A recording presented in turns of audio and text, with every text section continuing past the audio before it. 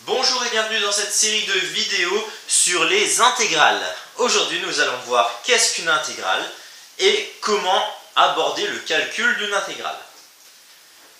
Une intégrale, qu'est-ce que c'est? C'est une méthode de calcul qui permet de calculer justement l'aire compris entre la courbe d'une fonction et l'axe des abscisses. Alors nous appelons intégrale, c'est le terme général. Plus précisément, dans les exercices, vous entendrez souvent parler de primitive quand notre intégrale n'a pas de borne et intégrale quand celle-ci a des bornes. La primitive permet donc de calculer une formule alors que l'intégrale permet de calculer une valeur pour notre R.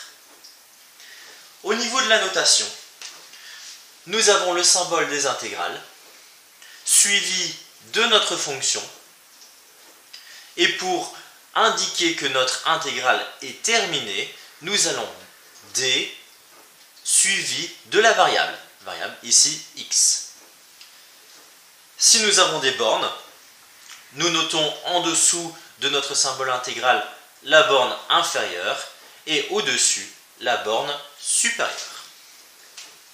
Le principe de base quand nous avons des bornes est tout simplement de calculer la primitive et à la fin de remplacer notre variable dans la primitive par la borne supérieure puis par la borne inférieure et de soustraire ces deux résultats.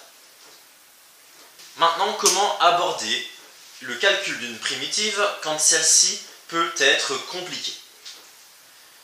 Tout d'abord, il faut voir si vous pouvez utiliser une formule.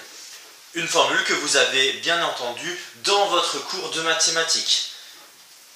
Par exemple, la primitive de la fonction 1 sur x, vous le savez grâce à votre cours, c'est logarithme népérien de la valeur absolue de x. Et on n'oublie pas, bien sûr, comme c'est une primitive, plus la constante. La deuxième méthode, ce sont les trucs et astuces que vous avez appris dans votre cours d'algèbre ces dernières années. Cela permet de faciliter l'écriture et donc de pouvoir utiliser une ou plusieurs formules. Avec comme exemple l'intégrale de x plus 1 au carré. Il vous suffit donc d'utiliser la formule des produits remarquables pour développer ce x plus 1. Et grâce aux formules vues en cours, vous pouvez donc calculer la primitive de x carré plus la primitive de 2x plus la primitive de 1.